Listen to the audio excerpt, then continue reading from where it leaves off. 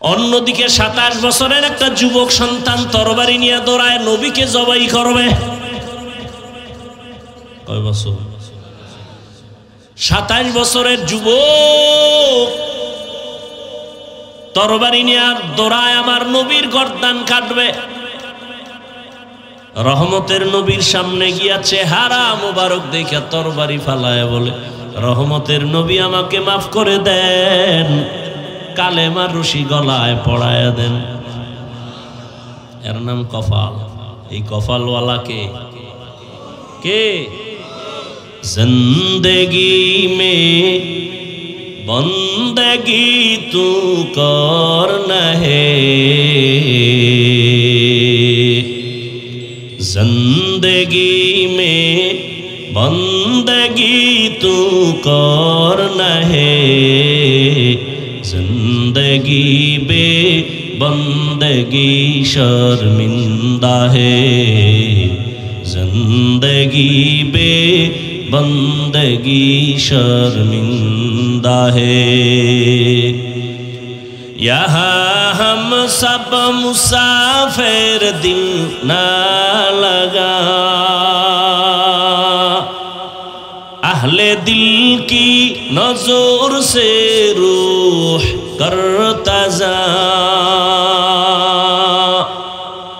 शाह दौलत सब फकीर गर नेक नेहे, शाह दौलत सब फकीर गर नेक नेहे, जिंदगी में बंदगी तू करना है,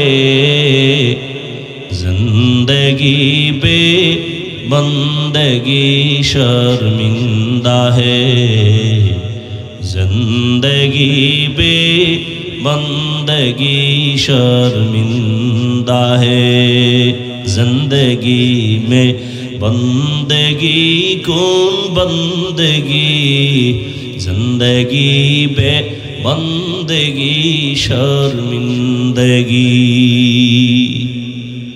अरअयतल्लज़ी युकज़्ज़िबु बिद्दीन फ़ज़ालिकल्लज़ी यदु'उल यतीम वला यहुज्जु अला तआमिल मिस्कीन। পরের আয়াত কি? ফাওয়াইলুন লিল মুসাল্লিন, মুসল্লিদের জন্য ওয়াইল নামক জাহান্নাম। এই মুসল্লি সাহেবরা, যারা মুসল্লি নামাজ পড়েন তাদের জন্য জাহান্নামের মধ্যে মারাত্মক ওয়াইল নামক জাহান্নাম। ওয়াইলু ইয়াউমাইযিল লিল মুকাজ্জিবিন, ওয়াইলু ইয়াউমাইযিল লিল মুকাজ্জিবিন, ওয়াইলু ইয়াউমাইযিল লিল মুকাজ্জিবিন। মিথ্যাবাদীর জন্য ওয়াইল নামক জাহান্নাম। দেখছেন নি? ওয়াইল জাহান্নামের তবকার মধ্যে একটা মারাত্মক ভয়ঙ্কর জাহান্নামের নাম ওয়াইল। একটু আগে বলছি না এই ওয়াইল জাহান্নাম কার জন্য? নামাজির জন্য। যেখানে এত বহুত মানুষ আছে আজকে ফজর পড়ে নাই, জোহর পড়ে নাই, আসর পড়ে নাই, মাগরিব পড়ে নাই, এশাও পড়ে নাই, টাটকা আশিকের রাসূল, এরা নবীর টাটকা আশিক। আল্লাহ হেদায়েত দান করে। অথচ রহমতের নবী বলেন বাইনাল আবদি ওয়া বাইনাল কুফরি তারকুস সালাহ, বেঈমান আর মুমিনের মধ্যে ব্যবধান হলো নামাজ। বেঈমানেরা নামাজ পড়ে না, মুমিনেরা নামাজ ছাড়ে না। মাকুন সুসুতি নামাজে পাঞ্জেগানা, ফাওয়াইলুল লিল মুসাল্লিনাল্লাযিনা, মোমেনারা এই নামাজ এমদাদে দা ইস্তাঈনু, আয়াতে কুরআবা খা আয়াতে কদ আফলাহারা ইয়াদকুন গৌর কুন্দর মানি আজদিল সাদিকুন। ওয়াইল নামক জাহান্নাম কার জন্য বললাম? আরে এখন না বললাম আর একটা, মিথ্যাবাদীর জন্য ওয়াইল নামক জাহান্নাম। ওয়াইলুল লিল মুতাফফিফিন, ব্যবসা করতে যায় যারা ডান বাম করে, কাস্টমারকে ধোকা দেয়, মাপে ভেজাল করে, ওয়াইল নামক জাহান্নাম। ওয়াইলুল লিকুল্লি হুমাযাতিল লুমাযাহ, যারা মানুষের দোষগুলো পেছনে বলে এদের জন্য ওয়াইল নামক জাহান্নাম। আর একজন মানুষ আছে দোষ নাই বানাইয়া শুধু অপবাদ দেয়, এর জন্য ওয়াইল নামক জাহান্নাম।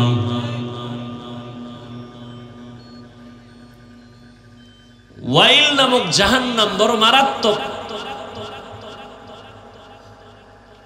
মিথ্যাবাদীর জন্য ওয়াইল নামক জাহান্নাম। قال رسول الله صلى الله عليه وآله وسلم إياكم والكذب فإن الكذب يهدي إلى الفجور إن الفجور يهدي إلى النار। রহমতের নবী বলেন মিথ্যা থেকে নিজেকে বাঁচাও, কারণ মিথ্যা তোমাকে খারাপের পথে নিয়ে যাবে, পরিণাম ফল জাহান্নাম। তাহলে মিথ্যা যে মহাপাপ, এটা বোঝার জন্য কোনো দলিলের প্রয়োজন? গালি দেওয়া ছোট পাপ না বড়? গালি গালি গালি দেওয়া সওয়াব না গুনাহ? সগীরা না কবিরা? গালি দেওয়া মহাপাপ, এটা বোঝার জন্য দলিল লাগবে? পৃথিবীর সবার ব্রেন, জেহেন, বিবেক গালি কেউ পছন্দ করে না। যদিও আমরা কথায় কথায় গালি দেই,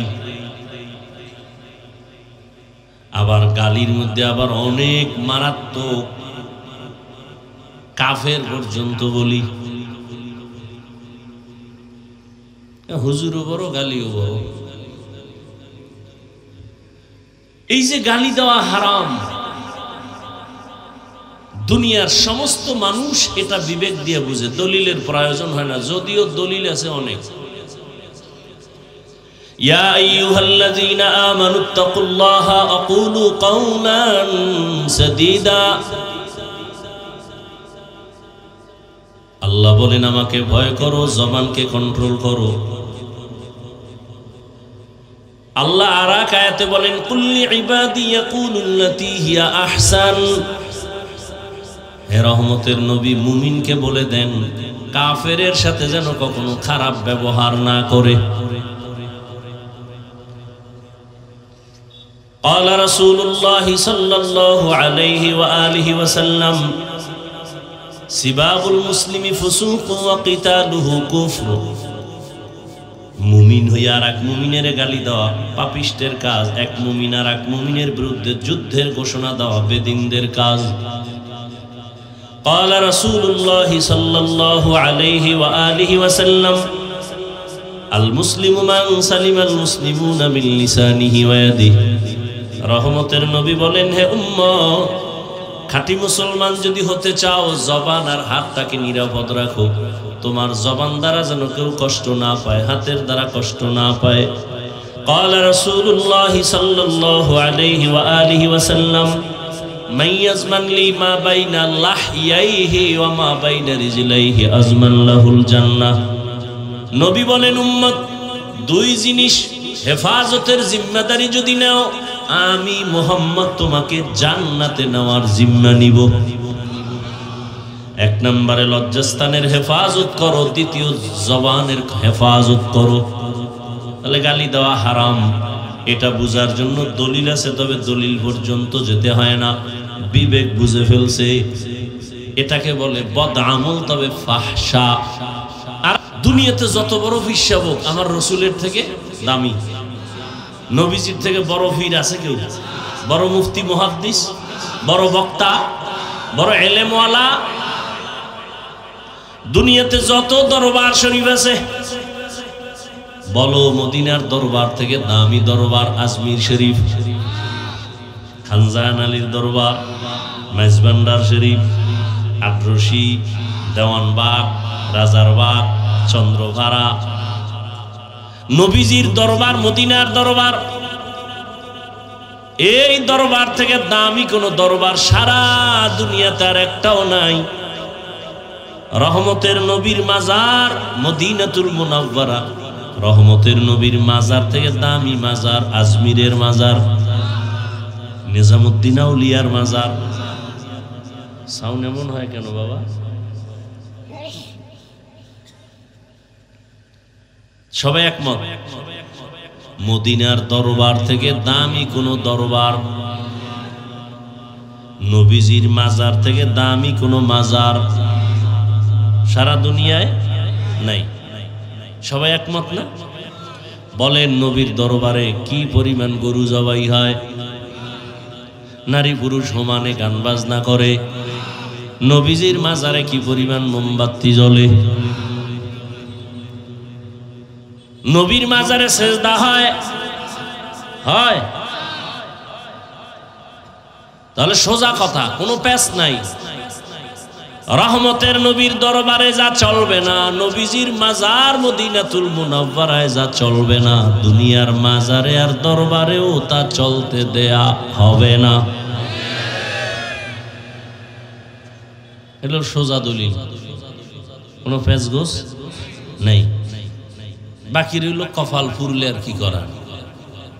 কপাল যদি হুইরেই যায়, তাহলে আমি হাফিজুর রহমান কেন, মক্কা মদিনার ইমাম কেন, স্বয়ং রসুলেও বয়ান করলে কপাল ভুলে না। যেই রসুলের চেহারা মোবারকের দিকে এক নজর দিলে জাহান্নামের আগুন হারাম, কেমন রহমতের নবী আমার, যেই রহমতের নবীর চেহারা মোবারকে একবার তাকাইলে 7 দিনের পেটের ক্ষুধা থাকে না। কেমন রহমতের নবী, হায়াতে কোনোদিন ভুলেও একটা মিথ্যা কথা বলেন নাই। রহমতের নবী জীবনে একটা গালিও দেন নাই। হাজারো গালি নবী শুনছেন, একটা গালির জবাবও দেন নাই। কেমন মায়ার নবী, জীবনে 2টা চোখ মোবারক গরম করে কারো দিকে তাকান নাই। সেই নবীকে একবার না, 2বার না, 13 বছর পর্যন্ত কাছে বসে দেখল। নবীজির মোহাব্বতের বয়ানও শুনলো, কিন্তু কত বড় নিকৃষ্ট বেঈমান, জীবনে কালেমা পড়ল না।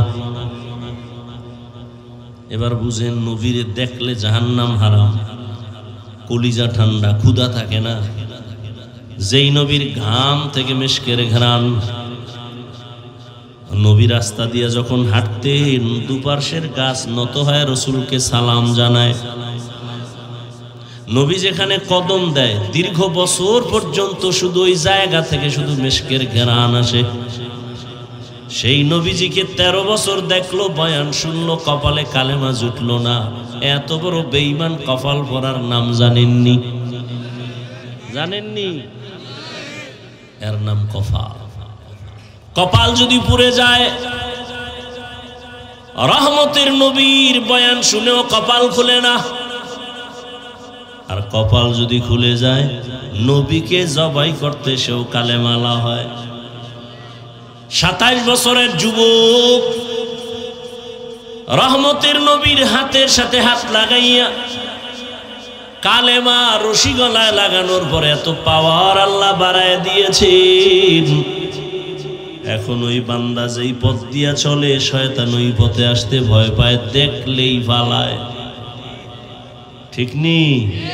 हर के दारत खौफे हकदार दिल मदम जन्नतुल मअवा देहत रामकाम।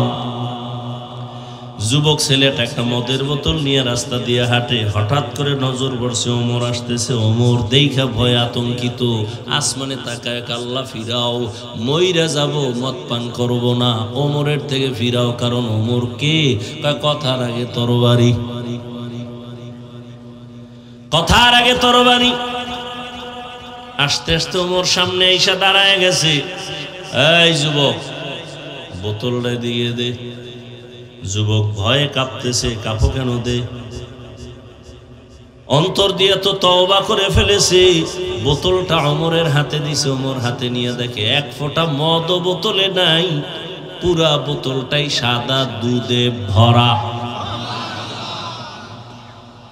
কেমন বেডা ওমর!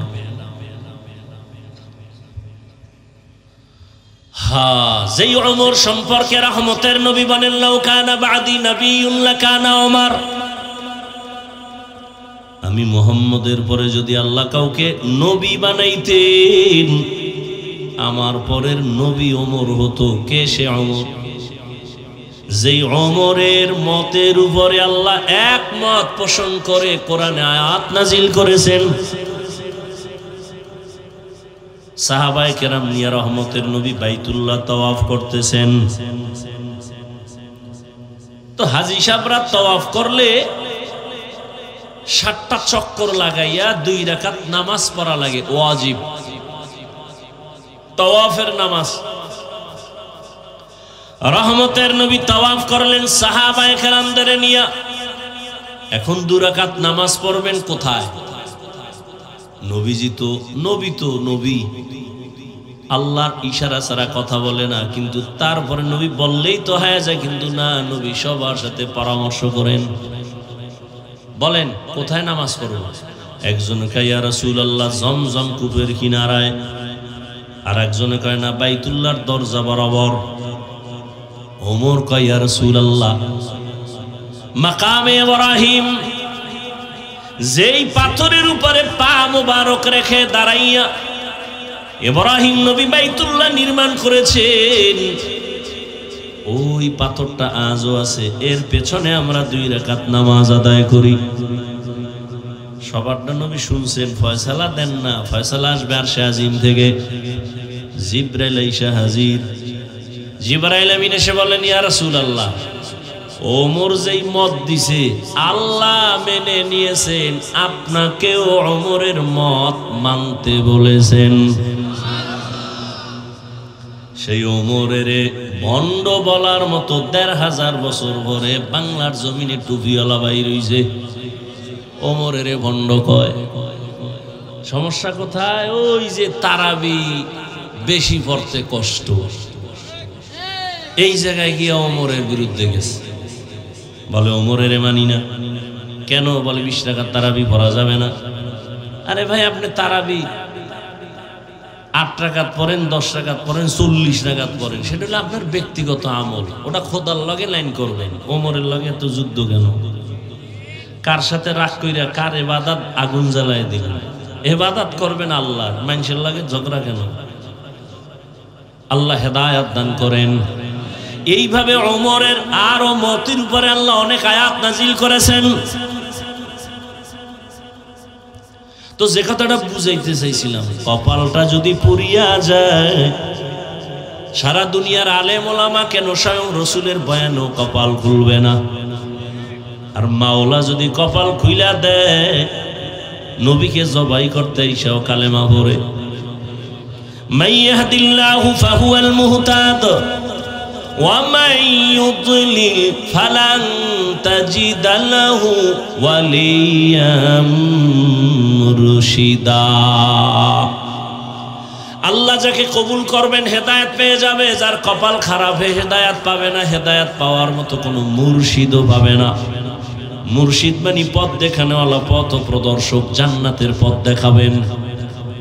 আমগো দেশে বহুত মুর্শিদ নামের আছে, জাহান্নামের পথ দেখায়, কারণ সে নিজেও জান্নাতের পথ চিনে না। মুর্শিদ না শুধু মুজাদ্দিদে জামান, আন্তর্জাতিক বেঈমান। আল্লাহ হেদায়েত দান করে। ফামান কানা ইয়ারজু লিকা রাব্বিহি ফালইআমাল আমালান সালিহা ওয়ালা ইউশরিক বিইবাদাতি রাব্বিহি আহাদা। যারা রবের সাথে মোলাকাত করার অন্তর থেকে আশা করে, তাদের জন্য আজকের বয়ান। যারা রবের সাথে মোলাকাত করতে চায় না, অন্তত আজকের বয়ান তাদের জন্য না। রবের সাথে যারা মোলাকাত করতে চায়, তাদের জন্য কর্মসূচি 2টা। এক হলো প্রতিষেধক, আর একটা হলো প্রতিরোধক। আল্লাহ কত কুদরতের মালিক। মশা আছে না, মশা হাদিসে আছে, মশা যদি তোমার খানার মধ্যে ঘুরে যায়, একটা পাখা দিয়ে দেয়, এক পাখায় বিষ আর এক পাখায় ঔষধ। তুমি মশা যখন পইরে গেছে চাপ দিয়ে দুটা পাখা ঢুকাইয়া দাও, বিষটা পানি করে দেওয়ার মতো মেডিসিন আর এক পাখার মধ্যে আছে। একটা প্রতিষেধক আর একটা প্রতিরোধক। তুমি যে আল্লাহর সাথে মোলাকাতের জন্য যে ইবাদত করবা, আমল করবা, আমলের মধ্যে প্রতিষেধক লাগবে 100, প্রতিরোধকও থাকতে হবে 100। প্রতিষেধক লাগবে ইখলাস, 100% ইখলাস না থাকলে আমল বরবাদ। আবার 100% শিরিক থেকে মুক্ত, ঢুকলেই ইবাদত শেষ, ওটা প্রতিরোধক। শিরিক ঢুকানো যাবে না, ইখলাস কমানো যাবে না। আখলিস দীনাকা ইয়াকফিকাল আমালুল কলিল, নবী বলেন অল্প আমল করো, ইখলাসের সাথে এই আমলটাই জান্নাত পাবে। হাদিসে একটা ঘটনা আছে, এক আল্লাহর বান্দি জীবন ভর অন্যায় অন্যায় অন্যায়। একদিন রাস্তা দিয়ে হেঁটে যান, হঠাৎ করে তাকায় দেখে রাস্তার কিনারে একটা কুকুর পানির পিপাসায় কান্না করে, জিহ্বা বের করে। জাহান্নামী গুনাহগার নারীটার অন্তরে মায়া লাগছে, একটু পানি আইনে দেই, কুকুর তো। খুঁজতে খুঁজতে গিয়া দেখে একটা কূপ পাওয়া গেল বাগানের মধ্যে, কিন্তু পানি অনেক নিচে, উঠাবার মতো পাত্র নাই। পায়ে ছিল মহিলার চামড়ার মুজা, মুজা খুইলা এই মুজায় পানি নিবেন, নিচে দিল, দেখে তাও পাওয়া যায় না। ওই নারীর মাথায় ছিল বড় ওড়না, কি ছিল, গলায় না মাথায়। এ জাতি এখন জানে না ওড়না কই করে। বলতেছিলাম ভাই, ওই মহিলা জাহান্নামী নারী, মাথার মধ্যে ওড়না, তাও অনেক বড় ওড়না। কিন্তু দুঃখ, আজ আমার দেশের বোনেরা মায়েরা ওড়না তো পড়েই না, যতটুকু পরে তাও মাথায় না, গলায় ফ্যাশন লাগায় রাখে, মাফলার মতো ফ্যাশন। দেখেন না, এত বছর দাড়ির ওয়াজ করছি, দাড়ি রাখে না। এখন কিছু যুবকরা রাখে, কেউ তোরে বয়ান দিল, কেউ বয়ান দেবে তো দাড়ি রাখছো কেমনে, তো এই থোতার গোড়ায়। বিষয় কি, ওই যে এক নায়ক খেলোয়াড় রাখছে তো, ওর ডিজাইন স্টাইল ধরছি, স্টাইল। এত বছর আমরা বয়ান করে বলছি খানার আগে 2টা হাত ধুইয়া খাও সুন্নত, মানে না, এক জাতি মানে না। হুজুর্গ কথা কানেই ঢুকে না, মাওলা মানবি না, কানে ধইরা মানাবি। এবার যাবি কই করোনায়, করোনা আসার পরে এখন এত পরিমাণ হাত ধুই, মরার আগের বাপও এত হাত ধুয়ে নাই, জনমের মতো পকেট থেকে মেডিসিন বাইর করে। আর আমারও মাঝে মাঝে কয় ধুইবেননি। তুই যদি এখন ডেলি 1000 বার দো, কোনো সওয়াব নাই, কারণ আমরা 2 সুন্নত মনে করে, তোমার মধ্যে তো সুন্নতের মায়া নাই। এই যে পানির বোতল এখানে, ও যুবক, তুমি কঠিন মনে করো কেন? ইসলাম এত কঠিন কে বলেছে তোমাকে? ইসলাম কত সহজ। পানির পিপাসা লাগছে, পানি পান করবা, 1 বোতল নিলা, এই যে বোতলটা হাতের মধ্যে নিলা, বোতলটা তুমি, আমি ধরছি বাম হাতে না, খুব খেয়াল করো। তুমি যদি পানি পান করতে চাও, ডান হাতে ধইরা বাম হাত দিয়া মুখটা খুলবা। আমি বাম হাতে ধইরা ডান হাত দিয়া মুখটা খুইলে, এবার ডান হাত দিয়া পানি পান করব। তুমি বাম হাত দিয়ে একটা টান মারবা, আধা লিটার 1 লিটার নাই, এক টানে নাই। আর আমি ঠিক এই পানিটাই পান করব, 3টা ধাক্কা দিয়া স্টেপে স্টেপে আমি পান করব। আমারও পানি পান করা হলো, তোমারও পানি পান করা হলো। তোমারটা সুন্নত হয় না, আমারটা সুন্নত হয়ে গেছে, এই জন্যই পানিটা আমার ইবাদত হিসাবে আল্লাহর কাছে আমি ফলাফল পাবো। জুতা তুমিও পরো আমিও পরি, সুন্নত অনুযায়ী ডান পা আগে ডান জুতায় ঢুকাও, একই কাজ তুমিও করো আমিও করি, রসুলের আদর্শ মতো করো, সওয়াব। বাথরুমে তুমিও যাও আমিও যাই, নবীর আদর্শ মতো যাও, সওয়াব। বাথরুমে যখন ঢুকবা কোন পা দিয়া? বাম পা দিয়া ঢুকো, খালি মাথায় খালি পায়ে বাথরুমে যাইও না। বাথরুম হলো জিন শয়তানের আড্ডাখানা, যত জিন শয়তান পুরা বাড়ির মধ্যে আড্ডাখানা হলো বাথরুম। বাম পা দিয়া ঢোকো, ঢোকার আগে দোয়া পড়ো, মাথা খালি রাখিও না, খালি পায়ে যাইও না। বাথরুমে গিয়া বাবা বাম পায়ের উপরে ভর করে বসবা, সুন্নত। হাঁটুর উপরে কাপড় উঠাইবা না, সুন্নত। এরপরে আবার বের হয়ে যাও, ডান পা দিয়া দোয়া পড়ো। বাথরুমে যদি সুন্নত তরিকা অনুযায়ী যাও, কোনোদিন বাথরুমে পড়বা না, অ্যাক্সিডেন্ট হবে না, দুর্ঘটনা হবে না। রসুলের আদর্শ মতো আর আদর্শ, এত সুন্দর আদর্শ পৃথিবীতে আর কে দিবে?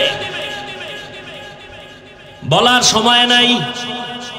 মক্কার মানুষ ছিল পৃথিবীর নিকৃষ্ট চরিত্রহীন লম্পট। সেই মানুষগুলো অল্প টাইমের মধ্যে এতটা দামি হয়ে গেল, আল্লাহ জিবরাইল আমিনের পাঠায় একটা লিস্টি দিয়ে দিলাম, নামগুলো নবীরে বলে দিতে বল, এই লিস্টিতে যাদের নাম আছে বিনা হিসাবে জান্নাতি। এই মক্কার চরিত্রহীন মানুষগুলো এখন জান্নাতি, ওপেন ঘোষণা হয়ে গেল, শুধু রসুলের সুন্নতের আদর্শের কারণে। হুযায়ফা রাদিয়াল্লাহু তাআলা আনহুকে দাওয়াত দিছে দুনিয়াদারেরা, খানা বইরে যায় উঠায় খায়, পইরে যায় উঠায় খায়। দুনিয়াদার প্রাসাদের লোকেরা বলে এটা কেমন কেমন লাগে, একটু ছোট লোকের মতো মনে হয়। তুমি কি বলো, এটা তো আমার রসুলের সুন্নত। চিৎকার দিয়া হুযায়ফা বলেন, আতরুকু সুন্নাত হাবিবি লিহাউলাইল হুমাকা, আমি কি আমার হাবিব মুহাম্মদের সুন্নতে আহমক মূর্খ দুনিয়াদারের কারণে ছেড়ে দিব?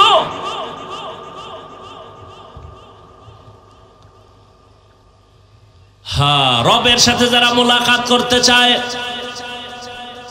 তাদের জন্য এক নাম্বার করণীয় নেক আমল। তবে আমল করতে গিয়ে সতর্ক, 100% থাকতে হবে ইখলাস, এবং 100% সতর্ক থাকতে হবে শিরিক যেন না ঢুকে। মামানাল ইখলাস, ইখলাস কি? তাসফিয়াতুল আমালি মিন তালাবি আওয়াজিন ওয়া গরজি আরজিন ওয়া রুয়াতির ইয়াইন, এমন কাজ, এমন আমল যেটা একমাত্র আল্লাহকে সন্তুষ্ট করার জন্য হবে। ইন্না সলাতি ওয়া নুসুকি ওয়া মাহইয়ায়া ওয়া মামাতি লিল্লাহ ওয়া মামাতি লিল্লাহি রাব্বিল আলামিন। রঙ্গে তাকওয়া রঙ্গে সিদক রঙ্গে দিতা আবদ বাকি বুয়াদ বরাবেদি। ওই ভুলে গেছেন মনে হয় না? মাথার মধ্যে কি লাগানো? বড় ওড়না লাগাইছে, পানি পায় না, চামড়ার মুজার সাথে ওড়নার একটা অংশ দিয়া বেঁধে পানি উঠাইয়া কুকুরের পান করায় দিল। জাহান্নামী গুনাহগার নারী। কুকুরের পানিটা পান করানো মাত্র রহমতের নবী সাহাবাদেরকে শুনাইতেছেন, ও সাহাবায়ে কেরাম, গায়বী একটা আওয়াজ, অদৃশ্যের একটা আওয়াজ আসছে, ও নারী, এই শুধু এতটুকু আমলের বরকতে তোমার জীবনের সব গুনাহগুলো মাফ। এর নাম ইখলাস। ব্যবসা করবো আল্লাহর জন্য, চাকরি করি আল্লাহর জন্য, বয়ান করবো আল্লাহর সন্তুষ্টির জন্য, বয়ান শুনবো আল্লাহর সন্তুষ্টির জন্য, প্রত্যেকটা কাজ আমার আল্লাহকে রাজি খুশি করার জন্য। এর নাম ইখলাস, খালিসান লিওয়াজহিল্লাহি তাআলা। আর একটা সতর্ক, শিরিক যেন না ঢুকে। শিরিক কি? কয় যেই কাজ আল্লাহ পাবে ওই কাজ আর একজনকে দেওয়ার নাম শিরিক। ইবাদত পাবে কে? সিজদা পাবে কে? এটা আর একজনকে দেওয়ার নাম হলো শিরিক। আল্লাহর ক্ষমতা আর একজনের মধ্যে আছে মনে করার নাম শিরিক। আল্লাহর মতো আরো কেউ আছে মনে করার নাম শিরিক।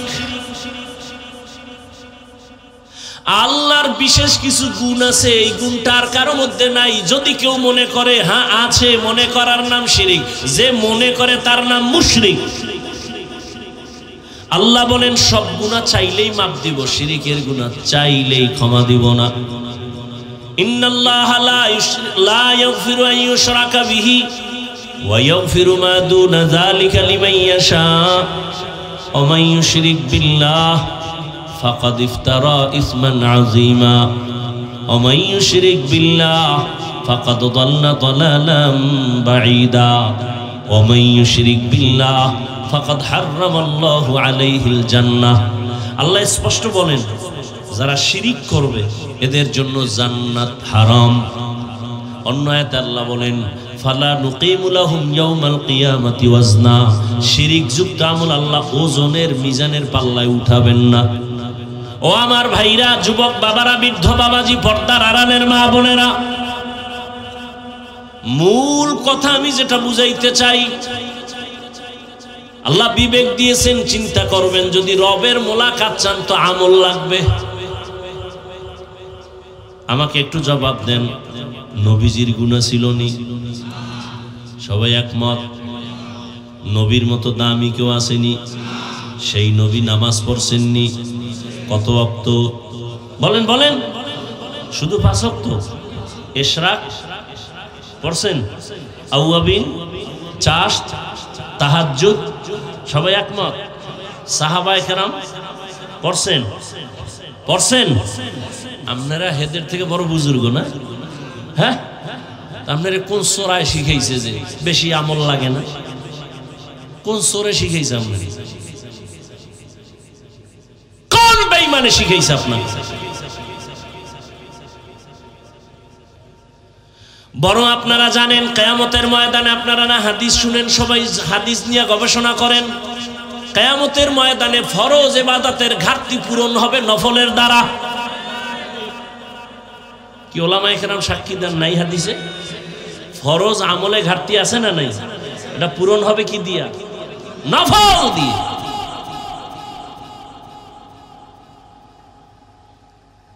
অথচ আপনি আমলের লাইনেই নাই। রহমতের নবীর আমলের বয়ান যদি করতে থাকি রাত পার হয়ে যাবে, এত পরিমাণ আমল করছেন রহমতের নবী আমার। রহমতের নবী নামাজে দাঁড়ায় থাকতে থাকতে পা মোবারক ফুলে যাইতো, হাত্তা তারিমা কদামা। হাদিসের ইবারত, নবীর পা ফুলে গেছে। আম্মা জান আয়েশা বলেন এত কষ্ট কেন করেন? রহমতের নবী বলেন আফালা আকুনা আবদান শাকুরা। রহমতের নবী এত পরিমাণ নফল আমল যার আমল নামায় থাকবে সে হবে হাসরের ময়দানে বাদশা। কবরে রাখার পরে প্রশ্ন হবে কয়টা? আলাদা আলাদা না সব এক? রবের পরিচয় দাও, ধর্মের পরিচয় দাও, রাহমাতুল লিল আলামিনের পরিচয় দাও।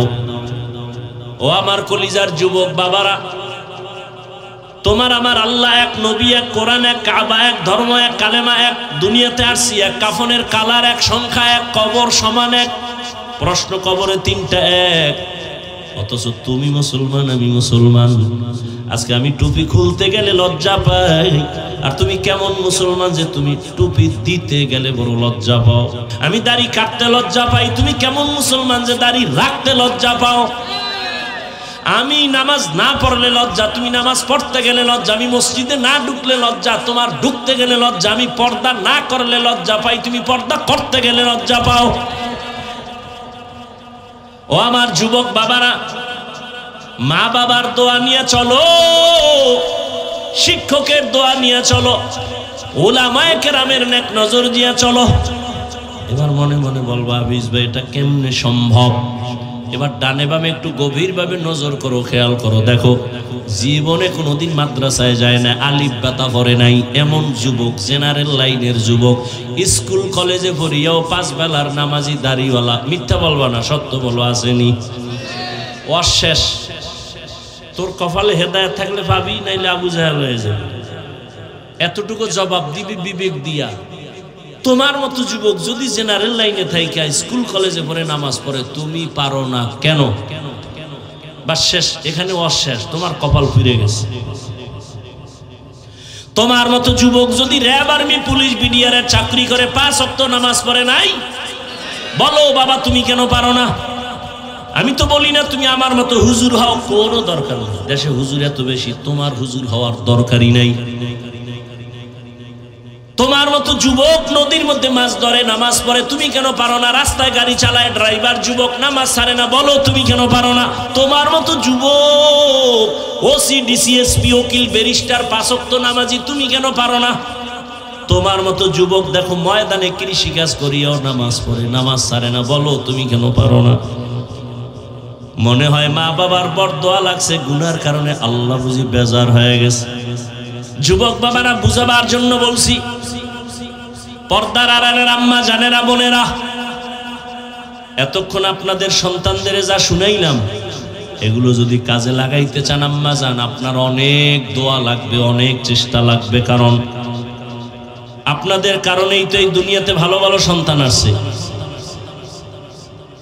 ডিসি সাহেবের ব্যবহার ভালো, খোঁজ নিয়ে দেখবেন তার মা ভালো। ওসি সাহেবের ব্যবহার ভালো, খোঁজ নিয়ে দেখবেন তার মা ভালো। এজন্যই তো আপনাদের সম্মান। আপনারা নবীদের মায়ের মতো মা, সাহাবায়ে কেরামদের মায়ের মতো আপনাদের সম্মান। আপনারা খাদিজা রাদিয়াল্লাহু আনহার মতো নারী, ফাতেমা রাদিয়াল্লাহু আনহার মতো নারী, আয়েশা রাদিয়াল্লাহু আনহার মতোই তো আপনারা নারী।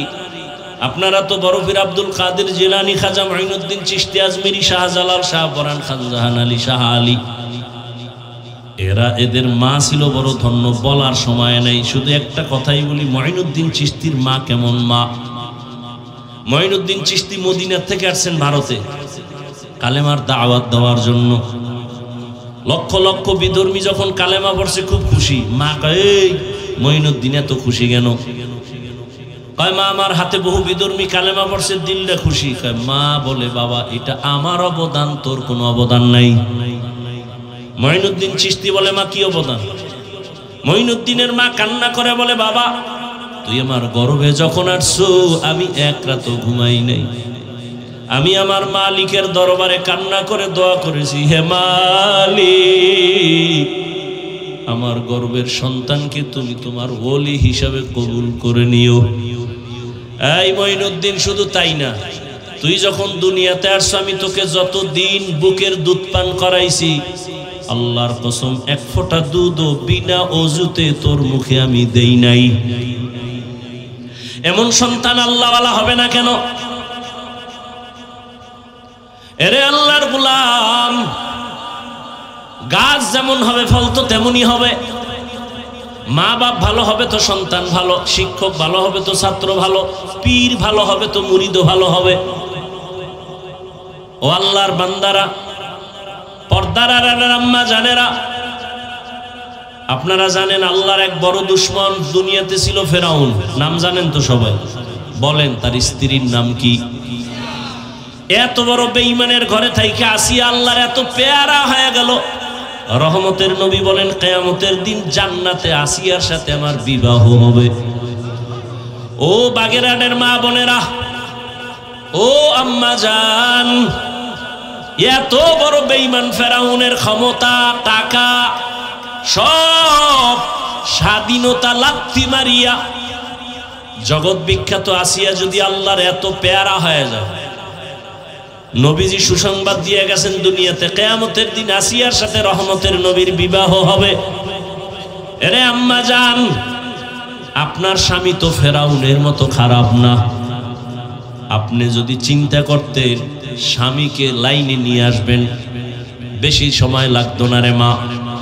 আপনি যদি স্বামীকে বলতেন, স্বামী আমার মা বাবার মায়া আদর সারিয়া তোমার ঘরে আসছি, না খাইয়া থাকলেও তোমার সংসারে আছি, খাইয়া থাকলেও আছি, তবে জীবনে তোমার কাছে একটা দাবি আমার, জীবনে কোনোদিন হারাম টাকা কামাই করে মাল ঘরে আনবা না, হারাম খাইয়া নিজেদের রক্ত নাপাক করবো না, সন্তানের রক্ত নাপাক করতে দিব না। প্রত্যেকটা মা যদি স্বামীকে বলতেন, কোনো স্বামী হারাম মাল ঘরে নিতে পারতো না, ঠিক নেই?